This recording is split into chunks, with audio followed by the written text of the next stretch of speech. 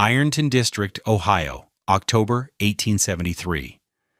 The air, sharp with the coming frost, carried the scent of coal smoke and curing oak leaves. Along the iron-rich ridges of the Hanging Rock region, men built cabins of hewn timber, chinked with mud and daub, bracing for the Ohio Valley winter. But Emile Duquesne was not building a cabin. He was moving his family into a ghost. The old Vesuvius cold blast furnace stood on a slight rise, a derelict stone cone abandoned for a decade. Its stack, 30 feet high and made of rough-hewn sandstone, was stained black with the memory of 1,000 charcoal fires. To the men of Ironton, it was a monument to a bygone era of iron-making, a relic to be scavenged for loose stone. To Emile Duquesne, it was the beginning of a home. They watched him work, the local furnace hands and the farmers who supplied their charcoal. They saw him clear the sow iron and slag from the furnace floor. They saw him, with his wife Adele and 2 young children, Luke and Cecile, meticulously cleaning the interior of the stone stack, a space no wider than a small room. "He's making a tomb for his family," said Silas Croft, a teamster, to anyone who would listen. A damp, cold tomb. Nestor Willoughby, who owned the hardware and supply store that provisioned half the furnaces in the district, was more precise in his scorn. He stood one afternoon, his hands on his hips, watching Emile carefully mortar a course of fire brick against the inner face of the old sandstone. "Duquesne," he called out, his voice carrying the easy authority of a man who dealt in practical things. "That old stone is shot through with cracked slag pockets. You see those glassy veins?" He pointed with a gloved finger. "They're sponges. They will draw the cold damp inward. You'll be breathing rot and mildew before Candlemas. The frost will heave those stones and bring the whole damned thing down on your heads."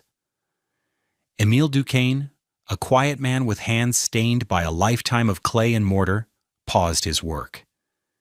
He looked at the hardware dealer, then back at the wall he was building. He was not adding a simple layer. He was constructing an entirely new, independent wall inside the old one, a massive inner skin of Belgian bluestone and refractory brick, leaving a narrow gap between the two. He laid another brick, tapping it perfectly level. "The stone will be dry," he said, his French accent thickening the simple words. He did not elaborate. He simply returned to his work. The men watching shook their heads. The Belgian was a fool, a stubborn, quiet fool building a house that was more wall than room, a madman preparing to winter inside a chimney. What did this Walloon Forney bricklayer, a man who had spent his life lining the great furnaces of Liège, understand about the physics of thermal lag that the experienced, practical men of the Ohio Iron District had missed entirely? The answer to that question would not only save his family, but would rewrite the rules of winter survival in the cold heart of Appalachia. If you stick around for this story, I promise you will learn a fundamental principle of thermal engineering that is as relevant today as it was in 1873. Let me know in the comments, what's the most unconventional house you've ever seen? And don't forget to subscribe for more stories of forgotten frontier ingenuity. Emile Duquesne was not a carpenter. He had never learned the art of the dovetail joint, the precise bite of an adze into a poplar log, or the complex geometry of a king post truss. He was not a stonemason in the American sense, a man who could raise a handsome wall of dressed fieldstone. He was a Forney, a specialist from the Wallonia region of Belgium, a place where iron and fire were a way of life. His trade was not building houses to keep weather out. It was building furnace interiors to keep heat in. His hands knew the intimate language of fire brick, refractory clay, and the precise curve of a furnace arch designed to hold the ghost of a fire for days. In the great foundries of Liège, he had lined chambers that held molten iron, structures engineered to lose heat with agonizing slowness. A furnace that cooled too quickly was a furnace that wasted fuel and money. A furnace that held its bloom heat for 36 hours between charges was a work of art. Emile was an artist. He and his family, his wife Adele, whose practical nature was a constant anchor, and their children, 8-year-old Luke and 6-year-old Cecile, had arrived in Ohio the previous autumn. They came chasing the promise of the booming iron industry, a place where a man with Emile's skills was supposed to be indispensable. But the panic of 1873 had frozen the nation's economy. Furnaces that had roared day and night fell silent. The demand for master bricklayers evaporated. They had spent their savings on passage and a small plot of land with the derelict smelter on it. Their first winter, in a hastily built standard-issue cabin, had been a lesson in misery. That winter was a physical entity, an intruder in their home. Emile would remember the small, cruel details with perfect clarity. He remembered trying to light a tallow candle, only to find the wax had hardened into a pale stone before the wick could even catch the flame from his match. Adele's boot grease, a mixture of lard and pine tar she kept by the hearth, turned a brittle, chalky white in its tin, and would not soften even a foot from the fire. When they walked across the cabin's stone floor, their heels didn't thud. They rang with a sharp, metallic clang, as if they were walking on solid iron. They slept in their coats, huddled together, the children coughing in the frigid, damp air. They burned through 4 cords of wood, an astonishing amount, yet the cabin was never truly warm. It was merely less deadly. The cold didn't just surround them. It infiltrated every object, every breath, every moment.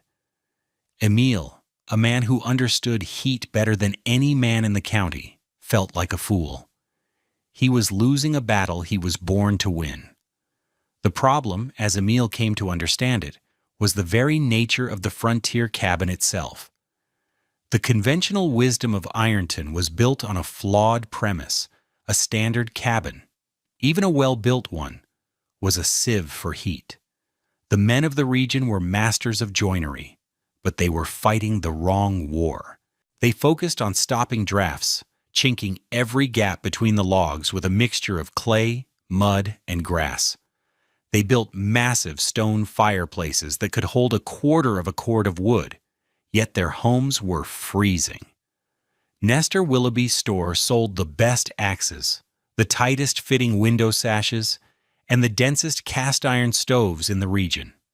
He believed, as everyone did, that a warm house was a sealed house, with a big fire.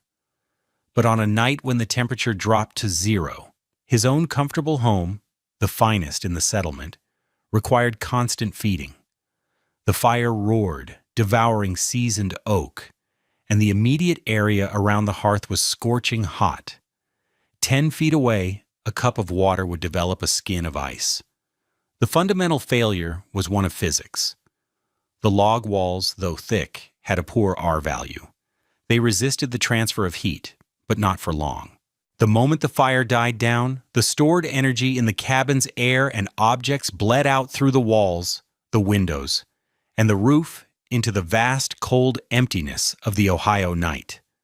The massive stone fireplace was an even greater traitor. While it radiated heat forward into the room, it was also a superb conductor. A huge portion of its mass was part of the exterior wall, conducting heat directly outside. Worse, the roaring fire created a powerful draft, sucking the very air it had just warmed up the chimney along with the smoke. A frontier cabin was not a system for storing heat. It was a machine for processing wood into a momentary, localized sensation of warmth, while actively pulling cold air in to replace what it exhausted. The settlers were in a constant, desperate race, trying to generate heat faster than their own shelters could throw it away. Emile knew that race was unwinnable. You couldn't outrun physics. You had to make it your ally.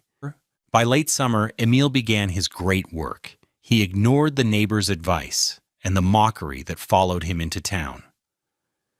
His first step was to attack the smelter's hearth, the arch at the base where the molten iron had once flowed.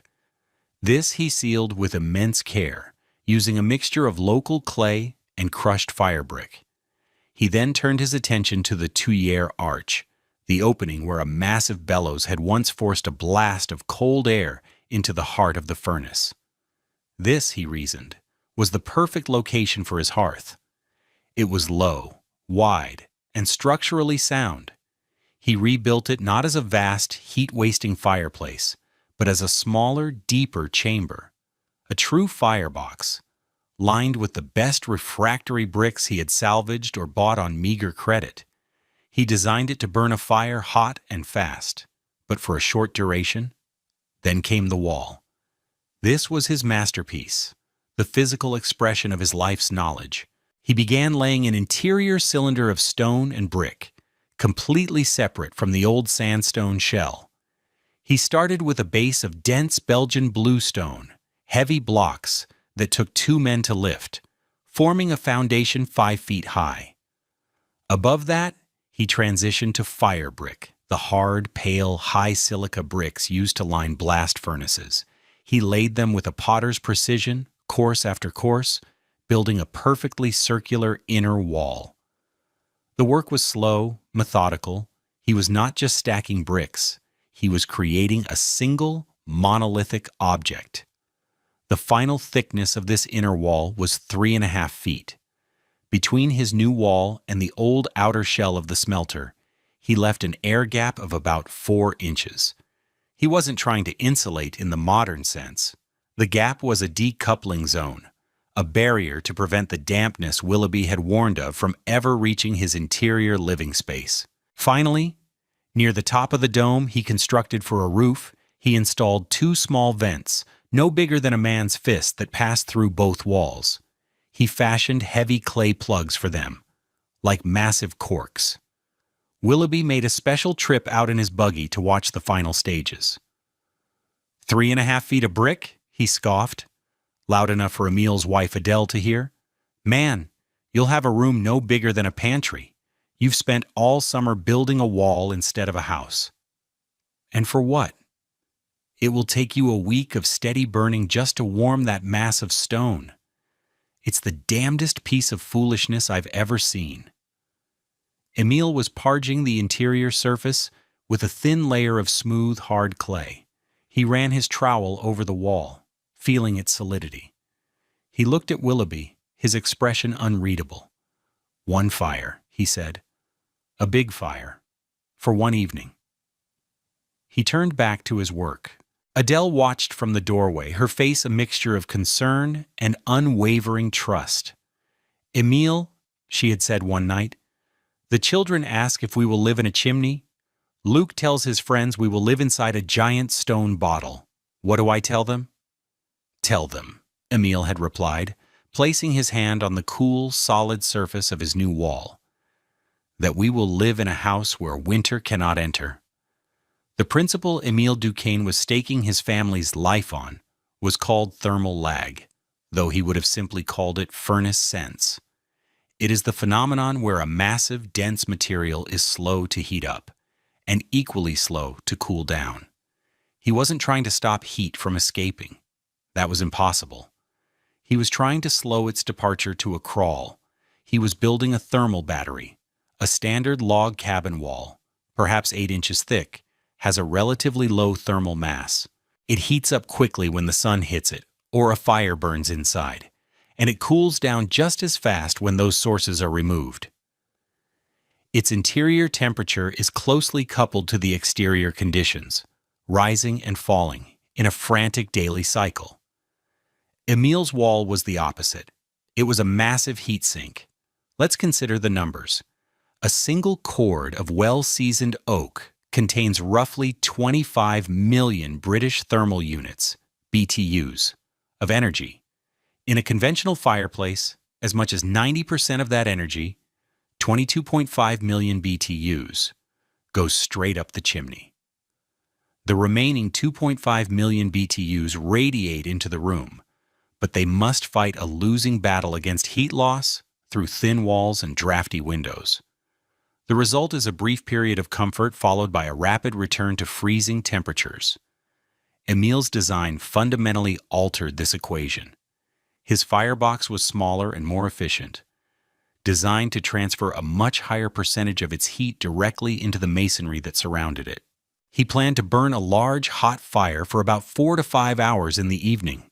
During this time, he wasn't just heating the small volume of air in his circular room, he was charging the wall. The 3.5 feet of dense stone and fire brick, weighing an estimated 40 tons, was like a giant stone sponge, soaking up hundreds of thousands of BTUs. Once the fire was burned down to coals, Emil would close a heavy iron damper he'd fashioned for the flue and plug the 2 upper vents with his clay stoppers. The house was now a sealed system. The immense energy stored within the wall had nowhere to go but inward, radiating slowly and gently into the living space. The wall itself became the heating element. While the outside temperature might swing from 10 degrees Fahrenheit during the day down to -10 at night, a 20-degree drop, the interior surface of Emil's wall would barely fluctuate. It would continue to radiate a steady, even warmth, its temperature dropping by perhaps a single degree every 4 or 5 hours. The thermal mass was so great that it effectively decoupled the indoor environment from the outdoor one. The house was no longer reacting to the daily whims of winter. It was living off the energy saved from the previous evening's fire. The mockery from his neighbors came from their experience with conventional stone houses, where the cold, damp stone seemed to suck the life out of a room. They didn't understand that their stones were never truly heated. Emil wasn't just building with stone, he was building a reservoir for fire. The first true test came in January of 1874. A weather system stalled over the Ohio Valley, bringing a phenomenon the old-timers called an ice fog. For 9 consecutive days, the temperature never rose above -19 degrees Fahrenheit. There was no wind, just a still, silent, penetrating cold that found its way through the tightest chinks in a log wall. A thick, crystalline layer of hoarfrost grew on every surface, turning the world a ghostly white. Trees cracked in the forest with reports like rifle shots. It was a killing cold, the kind that claimed livestock and preyed on the unprepared. Inside the cabins of the Ironton district, life became a grim cycle of feeding the fire. Families burned through green wood when the seasoned stuff ran out. The air was thick with smoke. Water froze in buckets just feet from the hearth. At Silas Croft's cabin, the frost grew an inch thick on the nail heads inside the walls, miniature glaciers marking where the cold was seeping through. At Nestor Willoughby's fine house, 2 stoves and the main fireplace ran constantly, yet his family lived in a small bubble of warmth, wrapped in blankets, dreading the moment they had to venture into the icy periphery of their own home. Inside the smelter, a different reality unfolded. Each evening, as dusk fell, Emil would build a large, roaring fire in his firebox. For 4 hours, the flames would leap, and the little circular room would become intensely warm. Luke and Cecile would play on the floor, Adele would do her mending, and Emil would read. The sheer radiant power of the fire charged the massive wall surrounding them. Then, before bed, Emil would let the fire die to a bed of glowing coals, close the damper, and seal the vents. Silence descended. There was no crackle of a dying fire, no draft whistling through a gap. There was only a profound, steady, silent warmth, radiating from every direction. The walls, which had absorbed the ferocity of the fire, now gave it back as a gentle, unwavering embrace. The temperature inside the circular room held steady at around 65 degrees. Adele left a small pot of stew on the hearthstone overnight, and in the morning, it was still warm enough to eat. She proved her bread dough on the stone sill of a small window Emil had cut through the wall, a task impossible in any other house, where the dough would have frozen into a solid rock. The contrast was absolute. Outside, the world was locked in crystalline stasis, a landscape of suspended animation. Inside, life continued with a gentle, mundane normalcy that was, under the circumstances, a profound miracle. They used a fraction of the wood their neighbors burned, yet they lived not in a state of survival, but in a state of comfort.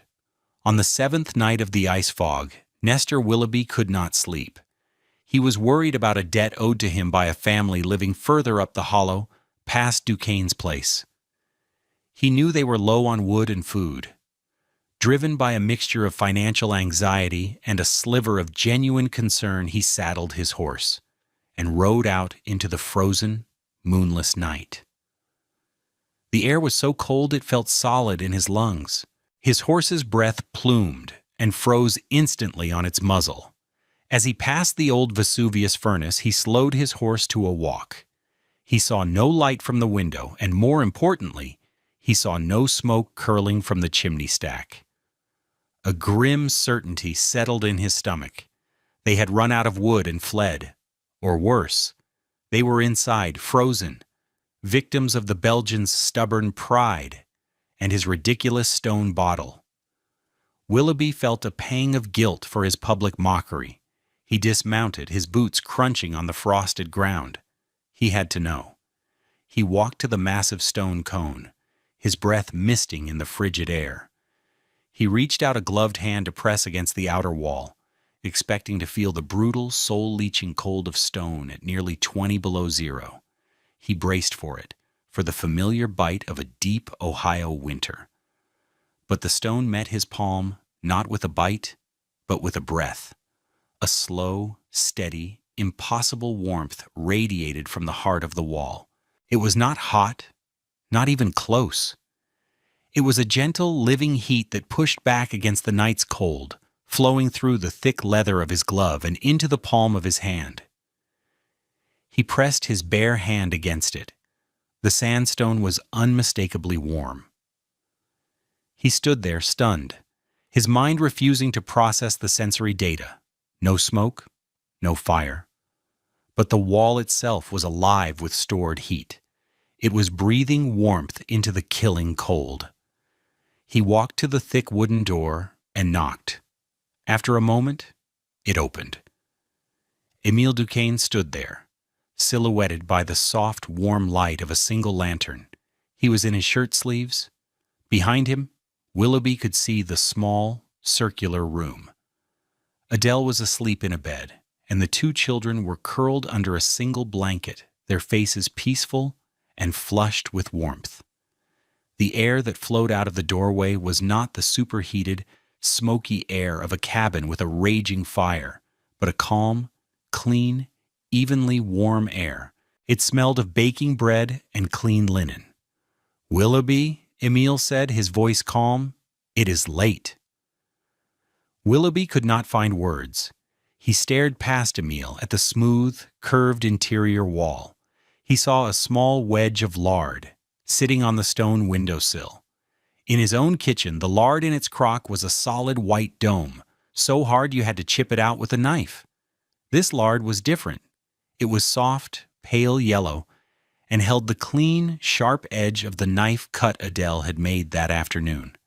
It was the proof, the undeniable physical evidence of a stable, gentle warmth that had persisted for hours after the fire was out. He finally looked at Émile, seeing him not as a fool, but as a man who possessed a secret he couldn't begin to comprehend. "My God, Duquesne," he whispered, his voice hoarse. "How?" Émile simply gestured to the massive wall that was their home. "The fire gives alone in the evening," he said simply. "The wall repays it all through the night and the next day. Winter never finds us between the payment and the return." Willoughby finally understood. Émile hadn't built a shelter to fight the cold. He had built a bank to store the heat. He stood on the threshold between two worlds, the brutal, desperate cold of his own reality and the calm, impossible warmth of Émile's. "You didn't build a house," Willoughby said, his voice full of a new and profound respect. "You built a reservoir." Word of Nestor Willoughby's midnight conversion spread almost as fast as the news of the ice fog breaking. He became the Belgians' most vocal and articulate advocate. He stopped selling the large, inefficient cast-iron box stoves and began talking to his customers about masonry, mass, and what he called Duquesne's heat-soaking principle. He described the wedge of lard on the windowsill with the reverence of a man recounting a miracle. His testimony, coming from the most practical and respected merchant in the district, carried immense weight. The first to truly listen were the men who, like Emile, understood furnaces. A crew boss from the Hanging Rock Iron Company, a man named Jedediah Crane, who had initially been one of Emile's loudest mockers, visited the smelter house himself. He spent 2 hours inside, walking the perimeter, placing his hands on the warm inner wall, asking Emile quiet, technical questions about the flue damper and the clay vent plugs. He left not with a vague sense of wonder, but with a set of specific transferable ideas. Crane wrote a short, detailed article for a regional iron trade circular, a newsletter that was passed between furnace masters and iron workers throughout Ohio and Kentucky. He didn't describe the house as a whole, which he knew would sound outlandish.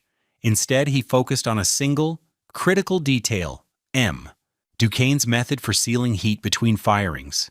Employing tight-fitting clay plugs for high vents allows for the near-total capture of radiant energy within a masonry core, a principle which might be adapted for the warming of winter quarters and watchmen's shanties with great economy of fuel. The idea, now framed in the practical language of industrial efficiency, caught fire. It was the wealthy ironmasters, the owners of the great furnaces, who saw the potential most clearly. They lived in large, drafty houses that were expensive and difficult to heat. By the following winter, 3 of the most prominent ironmaster families in the Hanging Rock region had commissioned the construction of winter kitchens, or winter parlors, based on Emile's design, smaller, masonry-heavy rooms with efficient fireboxes, designed to be heated for a few hours and then sealed, providing a comfortable living space for the family through the coldest nights. They didn't build inside old smelters, but they adopted the core principle. Emile Duquesne, the quiet immigrant bricklayer, was hired to oversee the construction of each one, finally earning the respect and the income that had drawn him to America. His technique, born of Old World knowledge and New World necessity, began to spread, one warm room at a time. The quiet genius of Emile Duquesne's smelter home was that it anticipated, by nearly a century, key principles of modern passive building science, what he called furnace sense, we now call thermal mass heat storage.